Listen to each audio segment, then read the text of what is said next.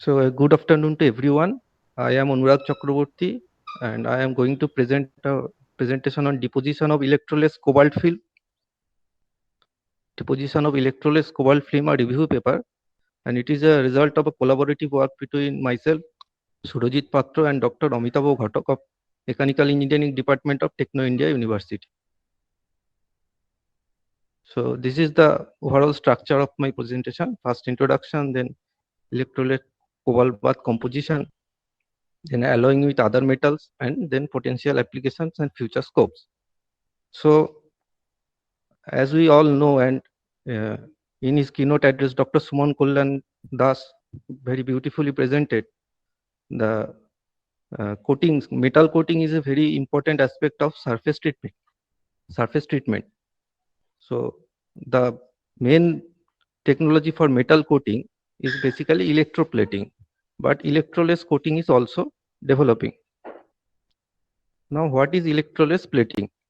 Now, basically, the name suggests it is without the help of electricity. In case of electroplating, electricity is needed to plate any metal layer on any substrate.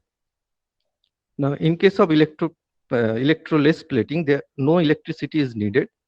It is done purely by chemical reduction process. So, it is suitable for conducting as well as insulating material.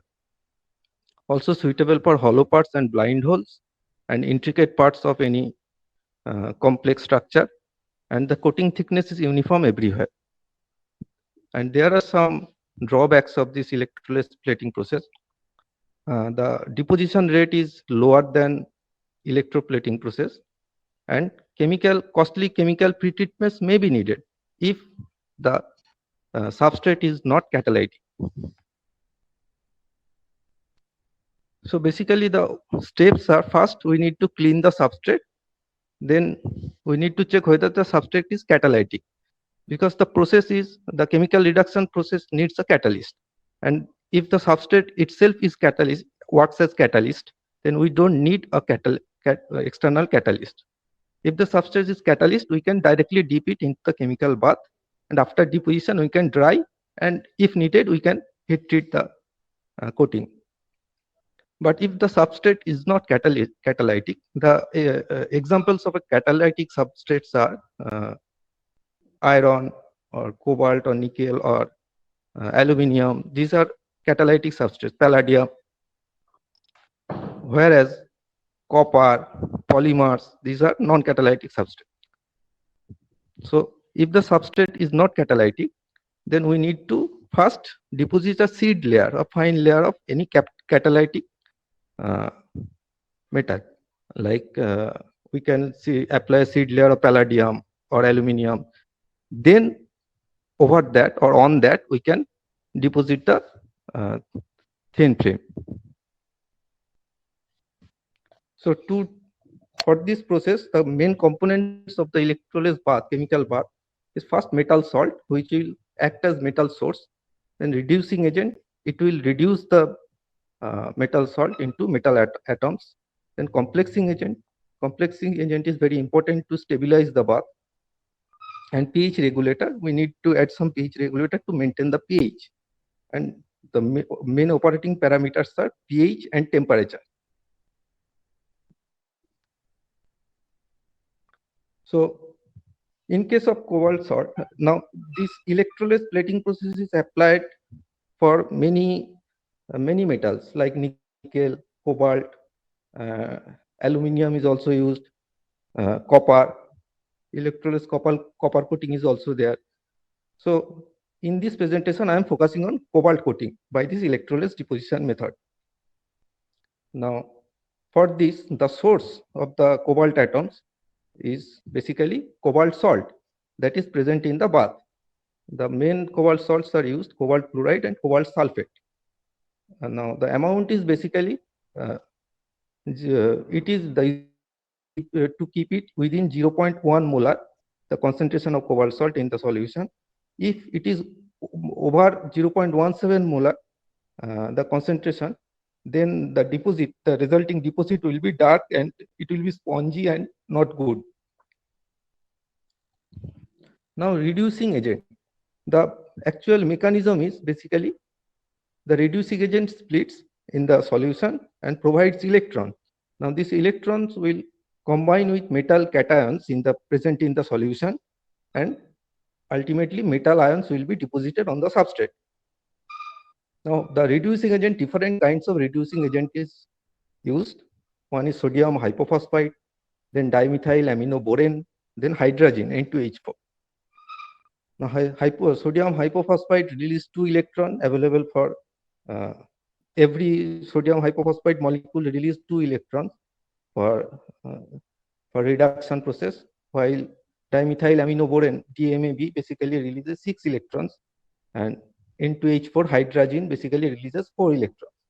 Now the resulting deposition composition of the thin film majorly depends on the reducing agent. If we use sodium hypophosphite, phosphorus co-deposits with cobalt, so it will be ultimately a cobalt phosphorus composite film. If we use dimethyl aminoborane, the resulting film will be cobalt boron composite film. The amount of boron and phosphorus will be very less compared to cobalt, but still there will be presence of phosphorus and boron. In case of hydrogen, we can deposit pure cobalt.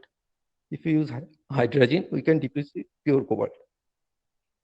Now, effect of reducing agent, basically, if we increase the, as we can see in the figure 2A, figure A of the figure number 2, if we increase, say, hypophosphite concentration, if we increase, the phosphorus content increases also. In you can see in case of figure number B, if we increase the reducing agent as hydrogen, the deposition rate also increases. So with increasing concentration of reducing agent in the chemical bath, deposition rate increases. If the reducing agent contains phosphorus or boron, the increasing concentration of reducing agent also increases phosphorus percentage or boron percentage in the deposited film. Now, complexing agent. Complexing agent is needed to stabilize the bath. It is very important how it, because without complexing agent, the cobalt atoms will chemically react with hypophosphite or aminoborane radicals, and they will form salts, and the cobalt salts will deposit, which is absolutely unwanted. So to stop that, we usually use complexing agent. Complexing agent is a citrate, succinate, or salt of ammonia, ammonium sulfate, or ammonium chloride. What they do, they basically form the ligands present in the complexing agent, basically forms a chelating complex around the cobalt cation present in the solution. So cobalt cation cannot react with the hypophosphite or other radicals and cannot deposit it as cobalt salt. That's how they stabilizes the chemical bath.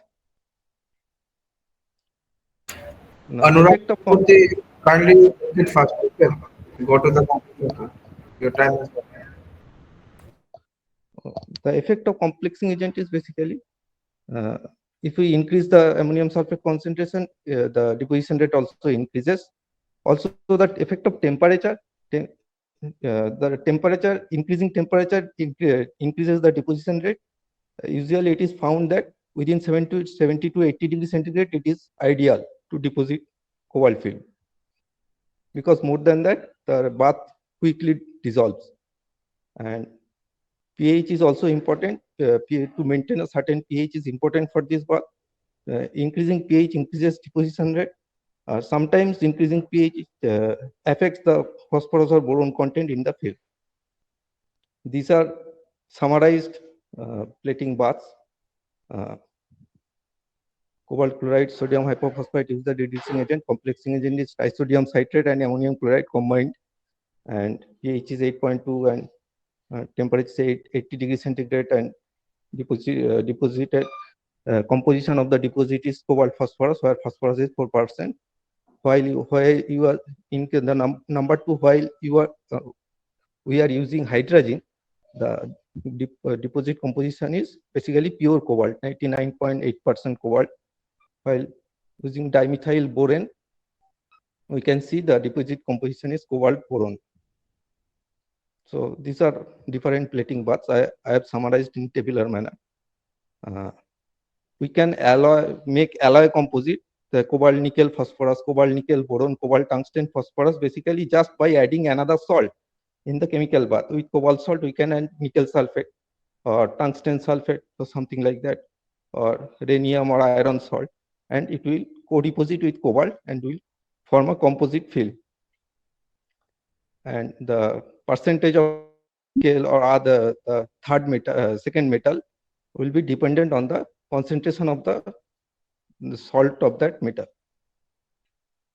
So these are typical alloying baths: cobalt sulfate, nickel sulfate, and the reducing in sodium hypophosphite, and we will get cobalt nickel phosphorus like that. So potential application is, first, cobalt is a magnetic material. So as a magnetic recording media, the thin film can be used. Uh, it can be used as a catalyst for hydrogen evolution reaction, because during this deposition process, hydrogen evolves. And sorry, it can be used as copper diffusion barrier layer in case of electronics. Also, in case of mechanical applications as anti-corrosion and anti-wear protective coating. Now, future scopes, there are few future scopes available to work on this field. Like, there is a very lack of literature uh, in tribological application, tribological investigation of this kind of coating. While in case of nickel, many literature is available, but for cobalt, uh, some promising results are available, but not much investigation has been done. Thank you, sir.